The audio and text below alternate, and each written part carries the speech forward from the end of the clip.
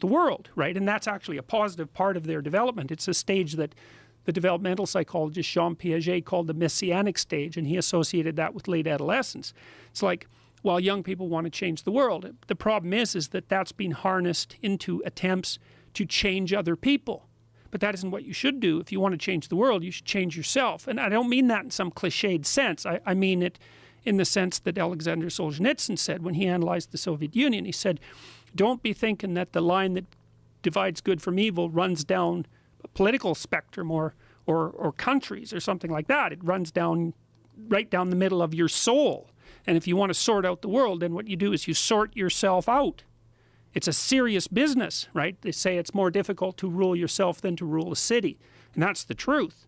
Because you're complicated and there are horrible monsters inside of you that need to be tamed and to be brought into alignment and submission so that you can be a powerful and useful person. And I gave away the Future Authoring Program as part of this video I made suggesting to millennials that instead of rushing out there to change the world by changing other bad people, that they should look inward and sort themselves out properly. And I think we've given away about 4,000 or 5,000 of those programs so far. Now you said it's free till the end of November, and then what happens with it? Well, the Future Authoring Program is regularly $14.95, and the whole self-authoring suite, which involves, it's a program that helps you write an autobiography, so it helps you sort out things about your past that are still burdening you. You can tell, if you have a memory that's more than 18 months old, approximately, and when you pull that memory up to mind, if you still have an emotional reaction, that means you haven't fully articulated the memory. You haven't analyzed it causally. You haven't freed yourself from its grasp, and you're carrying it like a weight. And your brain responds to that. Like the more weight you're carrying like that, more baggage, let's say, the more of the stress hormone cortisol your brain produces. And cortisol makes you old. Some of this work has been done by James Pennebaker at the University of Texas at Austin, because he started to pioneer these sorts of writing programs, and he found that if people wrote about uncertain things, past, present, or future, so they could be traumatic things, they could be uncertain things, that their physical health improved. And he did a lot of detailed research trying to figure out why that was, and basically came down to the explanation that it was something like an uncertainty reduction mechanism at work. Because your brain is always figuring out how well situated are you in the world. How much do you not know compared to how much have you mastered? And you can tell that you've mastered things because when you go somewhere and you act, things turn out the way you want them. That's an indication of mastery. And your brain is sort of keeping track across your whole life of how many places you've been where things haven't worked out compared to how many places you have been where they have worked out. And if all those places in your past where things haven't worked out, you need to map and master. And that decreases the existential load on you, but that actually decreases your psychophysiological load. It makes you healthier. It makes you less stressed.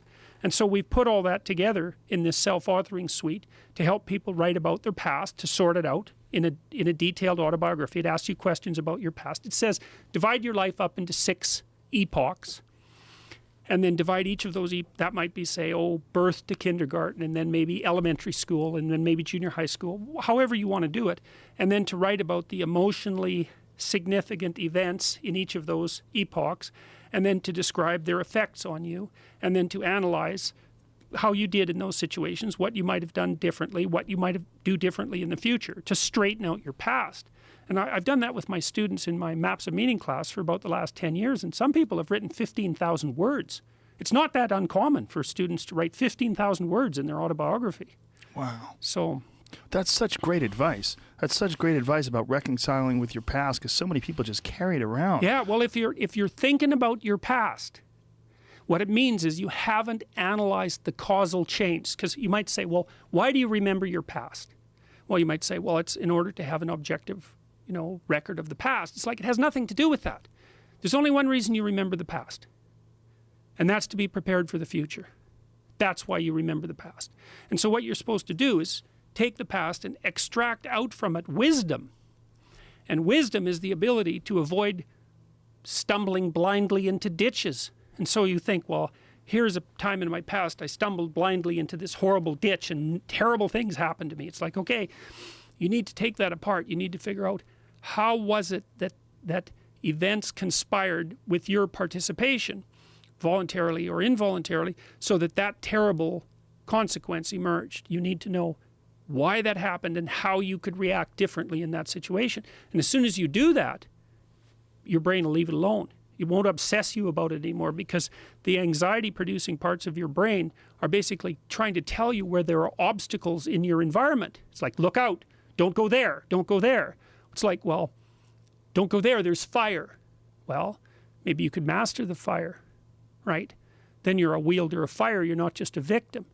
And lots of situations are dangerous or not dangerous depending on your level of mastery, right? I mean, life is like that. And so a negative emotion that's associated with a memory is something that's crying out for mastery, and writing can really help with that.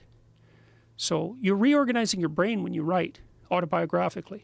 You're basically, the emotions, imagine emotion, memories can be stored at different levels of your brain, from sort of primordial reptilian image-laden areas that are very emotional, up to finely articulated plans for your future life.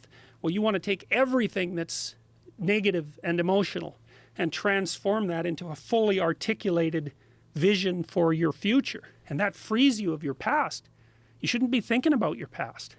I mean, maybe if you're 80 and, you're going over a well-spent life, that's a whole different thing. But if you're 30, 35, or 20, and most of the time you're thinking about your past, it's like your soul is trapped back there. And you need to free it through investigation. And the metaphysical language is appropriate, because that is, in a sense, what you're doing. You're trapped in the past. It's like you got to break free of that so you can use all your resources to move ahead into the future. Anyways, in these programs, the future authoring program, like I said, has had walloping effects on people. That's fantastic advice. I mean, it's just so it's so logical, and it sounds so great. I mean,